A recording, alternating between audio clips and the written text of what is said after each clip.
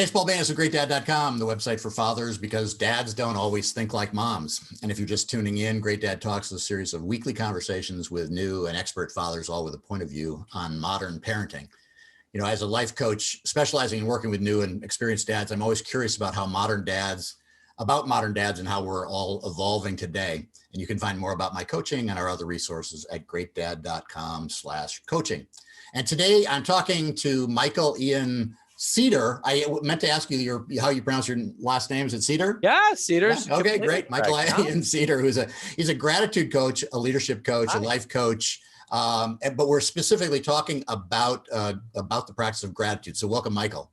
Thank you for having me here. This is so fun, and what an honor to be able to speak to a group of males, dads that inspire their children. That's great.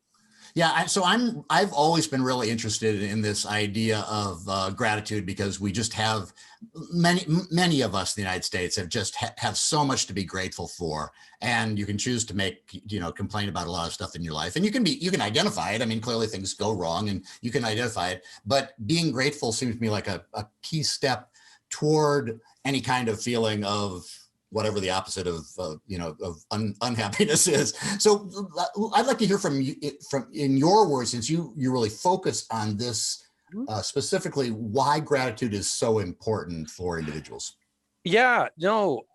So you said something there that made my mind light up, and I, as one who practices gratitude and focuses on gratitude in my coaching when I'm working with individuals, gratitude is both a feeling, right? I can feel grateful. And then there's the practice of gratitude. And though I enjoy the feeling of gratitude, what I'm focusing on is the practice of gratitude. And what I mean by the practice is the yoga of gratitude, right? Yoga is a practice. That's all it is, right? In the Western world, we know yoga as a series of moves and tree poses and all of that. But I look at gratitude as a yogic practice. It's the work, right? And so for me, the reason I've fell into gratitude so much is I just find it is the most direct way to redirect your focus, to pay attention to what is, to be able to optimize whatever you're doing, parenting, professional things. And the word optimize comes from the root word in Latin, I believe it is, not Greek, Latin, of optimum, which just means best thing, right? And so it's like the phrase, right? The grass is always greener on the other side. Well, the grass isn't greener on the other side. The grass is greener where you water it. And so if you're going on what's the best thing, and you're in a really bad situation where, I don't know, let's say your child got detention, and this is really it became super public to all the other kids and all the families, right? The first thing to go is, okay, well, what is the best thing in this situation right now? All right, my child's healthy and happy, and all this. He made a mistake, and he gets to learn from this. Oh, wow, this is an opportunity to have my son or daughter learn from this, right? And so when we start to take our focus on gratitude, which is the ability to look for the best thing in the situation, in the moment, in the environment, even if it's not an ideal thing that you want or an expectation you had for your life or your family, you can all of a sudden, I mean, I know this sounds a little corny, but make lemonade from lemons, because your brain is now focused on, well, what is the best thing in this situation? Yeah, I do a lot of coaching around positive intelligence. I know you do emotional intelligence. Positive intelligence teaches you that in any situation, except for the worst. I mean, when we talk about death and things, that's aside. But in almost any situation, you can always find the gift or the opportunity. And like in your example, a detention maybe is a horrible thing for the moment, but there is a potential good thing. But the other thing that you really said that sparked me too is the fact that it is another way of capturing this elusive idea that we kind of always get a little bit goofy on, is being present. And that gratitude and the practice of gratitude seems like it's closely related to the idea of being present in the moment. Is that how you read it? I love that you said that, because as I was starting to approach midlife, right, or whatever that means, in my 40s, and now I'm in my 40s, presence became such a theme.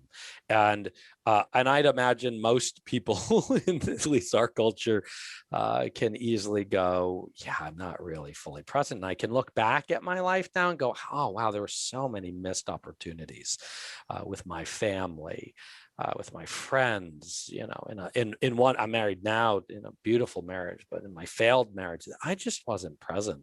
And gratitude, the focusing on gratitude can only exist in the present, even if you're focusing on gratitude of the past and the future. And one of the exercises my wife and I do before going to bed is a gratitude practice where we go, let's focus on one thing we're grateful for about our relationship of the past, one thing we're grateful for our relationship in the present, and one thing we're grateful for our relationship in the future. But it's not about the gratitude. It's about being present with each other so much on one specific topic that we're not checking our cell phones or anything like that, that gratitude can only be found in the present, right? Guilt is to me, right? You know, you might have different definitions, but for me, guilt is a fear of the past, and anxiety is a fear of the future. When you're focusing on the best thing, you can only do that from the present place where you can launch off of. So even if it is your child getting detention, which might feel like the worst thing in the world in that moment, but you go, well, what is good? What's that? There are worse, but go ahead. And there are worse, but right. But I've run into some families where it is the worst thing in that moment, right? You know, but but when you go, okay, so what do I do with this here? What do I have right now? I can optimize this by whether you say, hey, I'm grateful my child has the attention to have the learning lesson. We just go, what's the best thing? Hey, this is a great opportunity to bond with my child about what happened. And one thing that I want to actually, in my experience, because I do have a coaching group that's on gratitude, and I work a lot with it, and I've seen this, and Viktor Frankl talks a lot about this in Man's Search for Meaning, which I think is a wonderful book for any father in the world. Hard to read if you can't stomach it. But Viktor Frankl said the difference, and for those of you listening who don't know the book Man's Search for Meaning, it is the account of a Holocaust survivor who was a psychoanalyst who went through the concentration camps of Auschwitz for I think 3 years. And he said the fundamental difference, there was part luck, either we went left or you went right. And if you went left, you went to the gas chambers, unfortunately. But there was a very obvious fundamental difference for the people who were pushed into the camps without going to the gas chambers. And the ones, and I can't think of really much of a worse situation than that, you know, for the most part. His observation was those who focused on what the meaning was, those who focused on what did they have, they seem to thrive more compared to people who focus on what they don't have and the absolute misery of it. And they naturally got sicker faster, or more sick faster, and died faster in his perspective. And of course, there's so much more depth to this than what I'm saying. But he would say those who walked out every morning in the freezing cold without shoes on, walking in the snow, that looked up and said, look at that sun. Look how gorgeous that sun is. Had a higher, what's that? Hard to do, but gratitude. In that situation, I mean, compare that situation to what most of us are living with. I mean, exactly. And hey, let me call the spade the spade.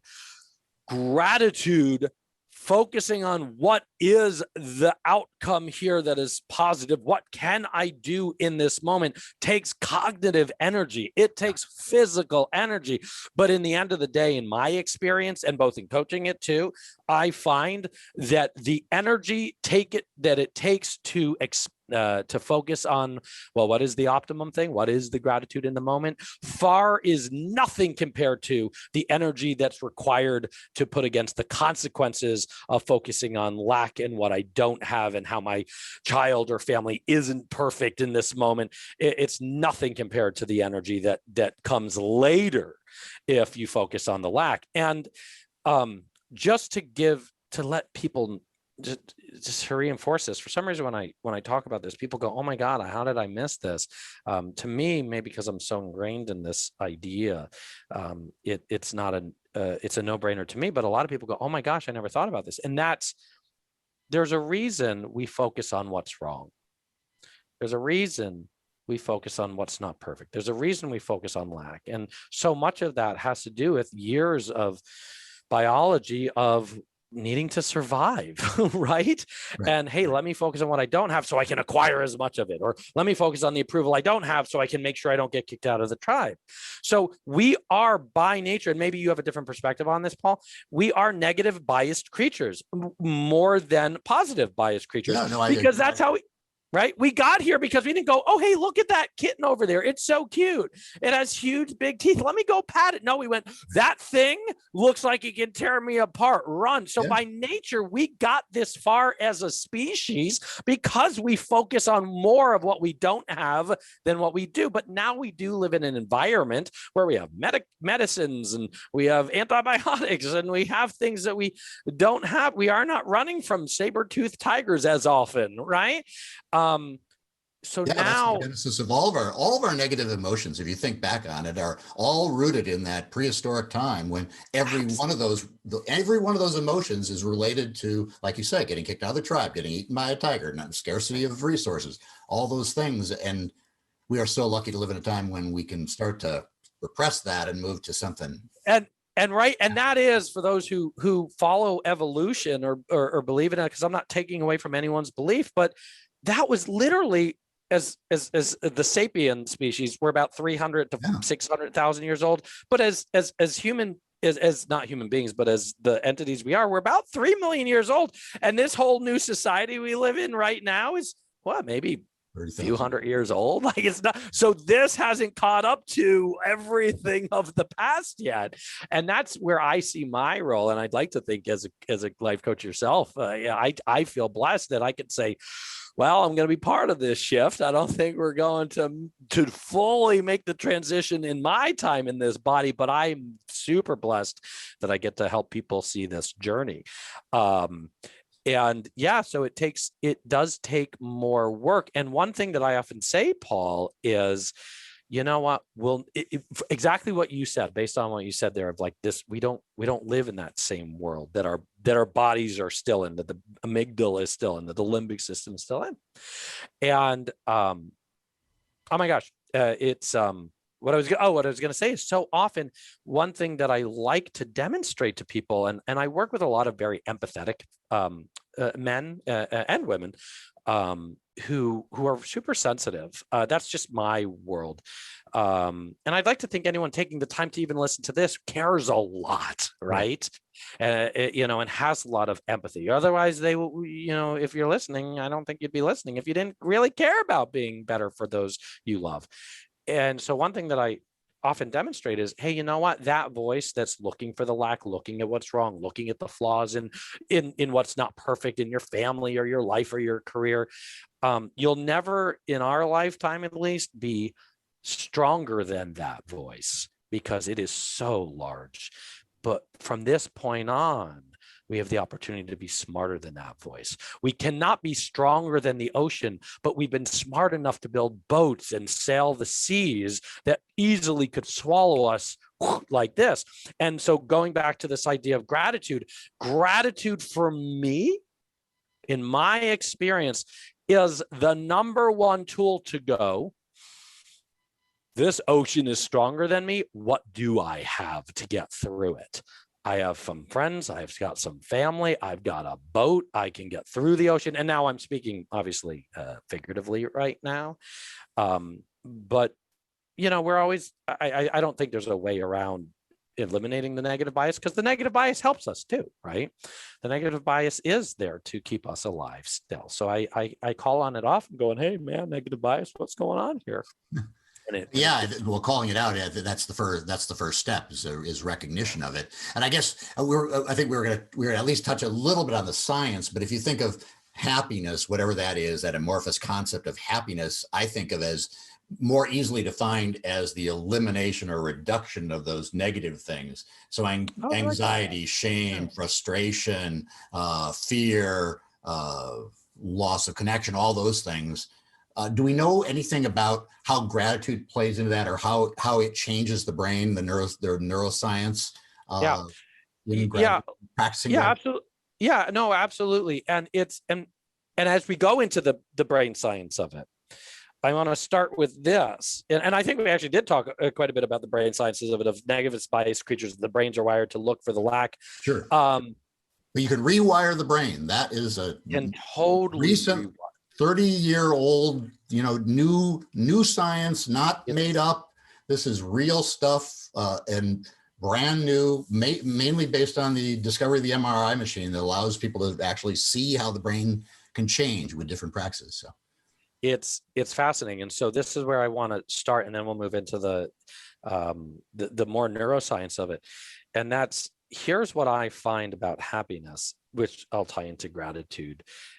Because gratitude has proven people who have a gratitude practice, I don't know what the exact data point is, have more freedom and happiness and the positive feelings.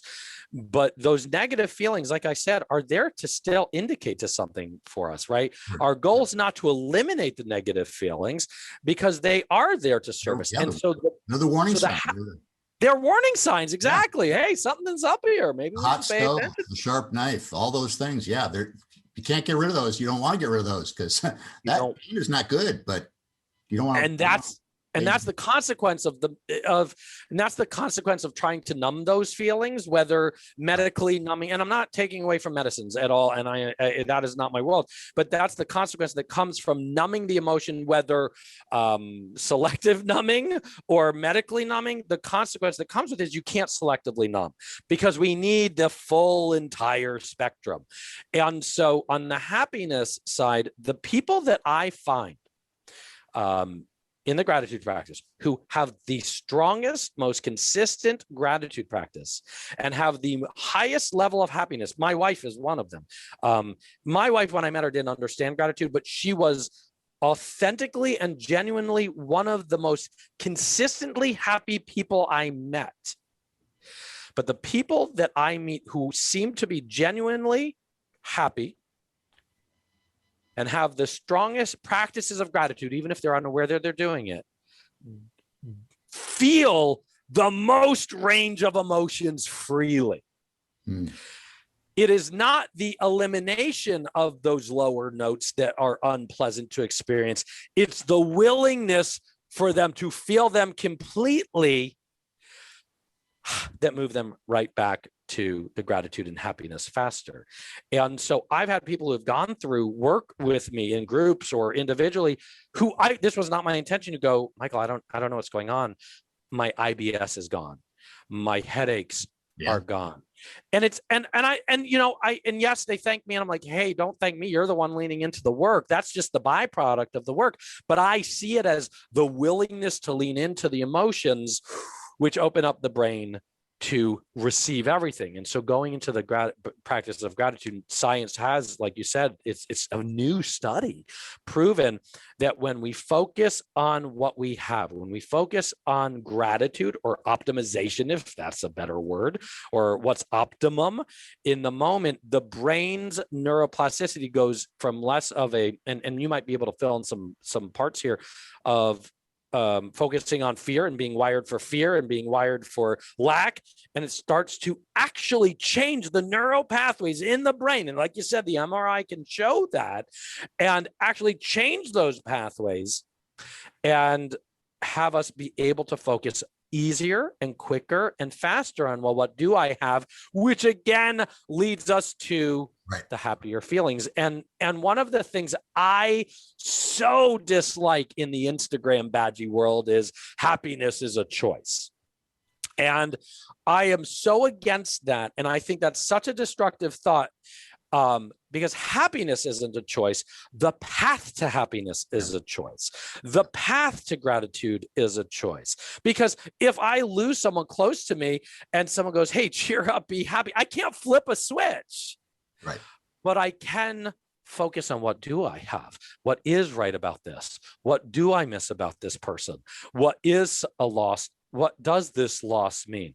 Now, I'm not saying that's going to make me go instant happiness, but it will lead to happiness faster. So happiness isn't my dad used to say to me, cheer up, just cheer up, just cheer up. I don't have that as a choice. That is not a tool. There is not a cheer. I can't go, that cheer up button's not working here, but I can have practices that lead me to feel more safe and secure and comfortable. And one of those is a gratitude practice, whatever that practice is in the moment. And so that's my take on where gratitude plays a role. And here's where so as I start to introduce these ideas of gratitude and optimization to people, almost every time someone goes, I don't understand. Why was this not taught to me earlier? Why was this not? It's so obvious. What's that? If it's so obvious, if it's so like they go, why is this not why was this not taught to me in elementary school? Why was this not in kindergarten? Because like you said, it's proven that the brain actually it's new. It's new, but it's proven that the brain rewires itself when it's trained to focus on what it does have, aka gratitude. Imagine what would occur if we started it earlier in life for younger generations. I don't know what that yields. There might be studies about that. I can't even imagine. And so my father didn't introduce me to gratitude, but I didn't communicate with the world the same way typical kids my age at 8 to 10 years old did. And my dad didn't know what to do with this. My dad is a very loving person, but not the world's best communicator. Like, just cheer up, So what he did was the problems that were showing up in my life, he just didn't know.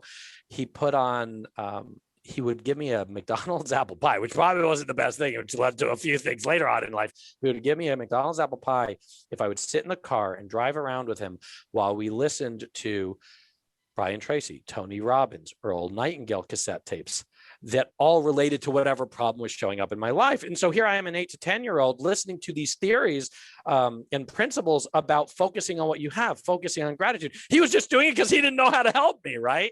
And so then as I started to grow up and mature in life, it wasn't until much later that I realized, you know what?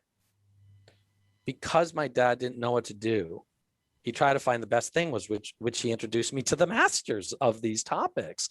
Now, I didn't realize this until like mid 30s, where I went, oh my gosh, that was just normal for me. Yeah, you absorbed all that.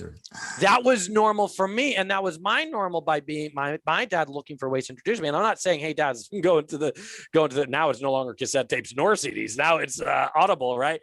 But it's just the demonstration that if, I think there's so many opportunities to introduce. So short of forcing your kids to listen to Tony Robbins constantly, are there other ideas about helping your kids understand gratitude in the world of FOMO and Instagram and everything else? Because I told you the story. I want to tell it again because I've been telling parents about this, and it was a shock to me the other night when I learned from my now 17-year-old son that our gratitude exercises around the dining room table were not really that appreciated when he was 8.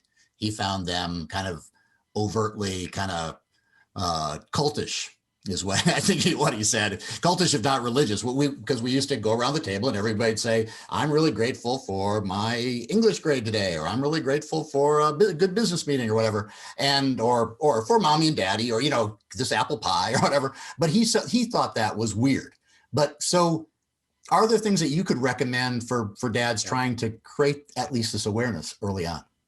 Yeah. And I get why some people might go, especially younger generations, go like, hey, this is just weird, because it's so, and it has that religious feel because there's such a discipline behind it. Yeah. I'm grateful for, and I'm not, hey, look, I am the gratitude guy. So but I could see how I love ritual though with kids just in general. So.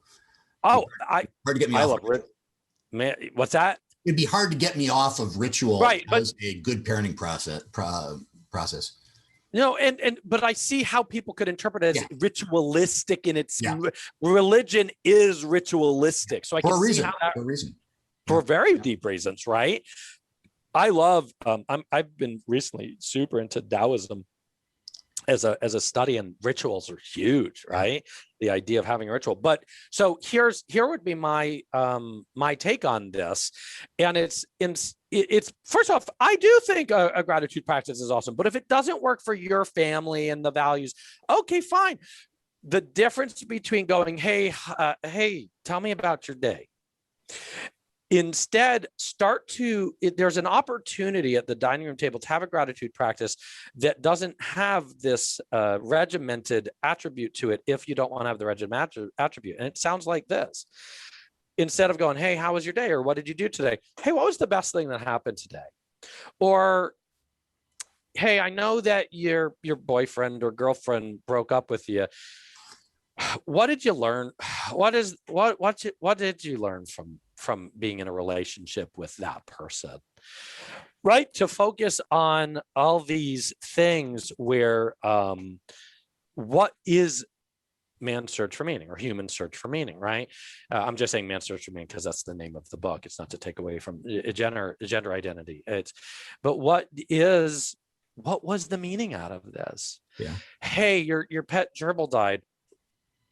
What did you learn from? Yeah, I had a pet gerbil named Peppy when I was like 8 years old. My mom accidentally killed it by throwing the laundry basket onto it, trying to capture it, and she felt very guilty about that. But what by having, what's that? I'm very sorry for your loss. Yes, thank you very much. I'm more sorry for my mom's loss. She cried for 3 days while I was just like, oh, that stunk. Now I don't have a gerbil. Yeah, but going, hey, by having Peppy in your life, what did you learn? By having what does that feel like to have lost Peppy the gerbil? Well, it feels like this. What do you think that emotion's here? Right? By just saying, what does it mean? What is it here for? What can I learn from this? What was the best thing of the day today? Hey, you said that was really bad. What do you think you can now do with that knowledge, even though it stinks? That's gratitude. That's focusing on what you do have. That's optimizing the moment, right? I actually remember, and again, this probably just came from the patterns that I learned, but I remember a girl, she didn't break up with me. We're never together, but I remember being in middle school and a girl named Becky was like, oh, you're my best friend, but I wanted her to be my girlfriend. And I remember crying and I looked in the mirror and I go, what does it look like? And I remember just looking in the mirror and go, what is this feeling? What does it mean? How can I grow from it? Now, again, I was introduced to some stuff. More self-awareness than I had it. But it was only but I didn't know that wasn't typical. Yeah. But that was because I was introduced for 10 years prior to that to the mindset of what does it mean? And so gratitude is, where is the meaning behind this? What did I learn? I'm a huge, I love the idea of logotherapy, of by being through this, what can you now do? What does it mean by failing that test, right? I have so many friends around me who are, if they got the B+ or the A-, it was a devastation. Hey, what is this upset show here to tell you? What is this here to tell you about yourself? Is it? And then whatever that leads to ask more positive questions of, well, do you deserve to beat yourself up right now? Yes, I do. Okay. Right. And to use all these, okay, all right. How does beating yourself up serve you to grow better? Does that serve you? And notice, right, these are so coaching type of questions, right? But gratitude is finding what is, I know I keep coming back to it and I keep following, and it's not to sound like a broken record. What is the optimization in the moment? And that's gratitude. And right. So many people come to me, Paul, and they go, oh, gratitude's about being positive. No, it's not. It's about being optimistic, which is about finding the optimization, which is being optimum, which is best thing. That is gratitude. And that does rewire the brain to be able to focus on, what do I have? And I'd love to do a quick exercise with everyone, with you right here, that everyone can do in real time that costs nothing to do. Now, now, if you're driving and you're listening to this, maybe find a time to pull aside and do it. But if I were to say right now, I actually don't know what, if I were to say right now, I'm doing my selfie just so I know what you have in the screen here. Hey, just take 10 seconds and I want you to focus on everything in the picture here, or wherever you're sitting listening to this podcast. Look for everything that is the color, a shade of red. Go. I'll give you a few seconds here. Look for everything around you that's the shade of red. Go, right? And now I turn off the screen or tell you to look down. Don't drive. Do this driving and go, all right, tell me everything that's yellow. You can't do it because your brain was so focused on red, which is, let's just see, red is what I don't have. Red is what I don't have. Red is what I don't have. Red is what I don't have. All you see is what you don't have. Meanwhile, there's yellow up there. There's yellow in the little Prince book up there, right? There's yellow over there in the corner. It would have all been missed because you're so focused on the color red, the color red, the color red, the negative thoughts, what don't I have? What's not right about this situation? And so the brain rewires itself to start going, what do I have? What do I have? What do I have? What do I have? Which you could also say is the law of attraction, the law of abundance, but that is a little too woohoo for a lot of people. I like to talk about things I can wrap my head around, and I can wrap my head around. I can now see all the yellow in the picture if I was looking at yellow to begin with, and that becomes a habit. And so this is the phrase that I think we've arrived to. Gratitude is an attitude. It's not a feeling. Gratitude is an attitude, and attitude is a skill is a habit, and a habit can be learned. The practice of gratitude, the practice of optimization is a habit that builds the attitude that helps you focus on what do I have, which in this case, in this analogy, is the color yellow. Yeah. Well, that really helps a lot, and I really appreciate that you did bring up the fact that it's all coaching language, because sometimes I think people hear about people being life coaches, and I hate that name for what our profession is. Me too. I can't stand it. What we don't do is rah, rah, go, go. It's not an hour long of us telling somebody just how relentlessly how good they are and how happy they should be. It is about asking these types of questions and getting them to see get these kind of insights through those types of exercises. So thank you very much for that. Yeah, of course. And I just learned something fascinating the other day about coaching. Do you know where the word coach came from? No. Checked it. I read it. I looked it up. I go, oh my God, it's real. So the word coach, a coach is a vehicle that takes important people from point A to point B. Oh, the word coach comes from the coach and carriage, the coach at horse and coach. Yeah. All a coach does is go, hey, I'm here. Right. I want to get there. Yep. How do I get there? Hop on in. I've got the curiosity tools to carve that out with you to get you over there. And that's the best definition of coach I've ever heard. That helps me own the coach moniker a little bit more easily. It helps me. It definitely does. But I agree. Life coaching. Oh, what is that? Oh, I don't need life coaching. No, but do you want to get to point B? If so, a coach gets you there. Yeah, the best coaches are more involved in the kind of conversations we just had. So I really appreciate this time. I learned a lot. I focus on positive intelligence, which uses some of these same concepts, same ideas of rewiring the brain, same ways of changing, being aware of the issue when it happens, rather than dwelling in it, trying to change your brain's response to what we call a sage response. This is very familiar, but also I've just learned a lot. Oh, God. You've got a Facebook group that I want to talk about, yes. Facebook.com/group/gratitude slam. And it's a closed group. Tell me a little bit about what happens on that group. Yeah, and just the easiest way to find it, because thanks you for giving the whole URL, is just Google Gratitude Slam or go onto Facebook and search for Gratitude Slam, and it pops up. So Gratitude Slam is a group that is free to join, and it is a pretty intimate group. It's got about 1,600 people, 1,600 people. Intimate. It's for an influencer, right? Millions, but it's a very active 1,600 people, and we're looking to grow it. So hopefully by the time listeners hear this, it is bigger as well. But we want to grow it with the right people, and it is a place. So typically I work in corporations, and I really love helping as many people as I possibly can. And so what I really love doing was seeing the change that people just brought to their everyday life in coaching, Fortune 500 CEOs. And so I started the Gratitude Slam. I mean, the where it came from is a fun story. That's a whole nother podcast. But I continued the Gratitude Slam, I guess I should say, because I saw so many parents and artists and people who care and caregivers and nurturers and, want to learn more about themselves, but they didn't want to, they didn't want to do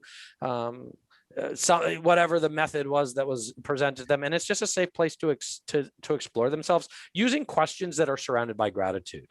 And so we ask daily questions there. I respond to pretty much everybody who writes an answer, and so even though it's 1,600 people, when you have 1,000 people responding to the different questions, or liking or loving or giving feedback to other people's things, it's just this community where people can feel safe to answer questions. And we do something every week called the Gratitude Slam Live, where I do a live video where people come in and we do a yoga practice of gratitude. And I don't mean yoga like downward dog or tree. I just mean the yogic practice of saying, hey, whether you think this is corny, whether you like it or not, let's play with it and practice it here, so that over a period of time, it starts to become a habit, to be able to go, oh, this gratitude thing, I can call on that really easy because it's just a habit. That's it. Yeah. Right. It's like feeling angry is an addiction. Feeling happy is an addiction. And they're addictions because they're the habits, and we can override them. We can be smarter than them, like we said earlier, and so the Gratitude Slam is just a great community of individuals who really are willing to look in the mirror at an opt-in pace, because you don't have to respond. I have so many people who I've been caught on the street a few times, like, hey, I'm a part of your group. I'm like, what's your name? And I'm like, I don't know your name. They're like, I don't participate, but I watch and I learn a lot about myself through the eyes of other people. And I'm like, whoa, that's pretty strong. Yeah. So, and it's free. It's free. Uh-huh. Yeah. Okay. I know that the team is looking at starting to have an initiation fee, but if that does happen, and it's only because we are growing pretty rapidly and we want to keep the correct people in. But if there is, all they need to do when they go to put in the group is say they heard it from you here, and we'll just let them in for free. Yeah. If that model does happen in the next few weeks before this. And by correct people, you just mean people who want to be involved and who are. Thank you. When I say the correct people, who are aligned, because we've had a few moments where we've had some spammers get into the group and start posting things that I don't want them posting, So there a lot. But we'll definitely be posting this episode in the Gratitude Slam. Oh, that's great. All right. Well, Michael, it's really been a fun conversation. Thank you so much for spending the time. It's Michael Ian Cedar, and again, search on Gratitude Slam for his group and to learn more about him. I'm Paul Banas at GreatDad.com. If you're interested in our coaching services for all new and older dads, you can find more at GreatDad.com/coaching, and we'll see you next week. I'm grateful to be on.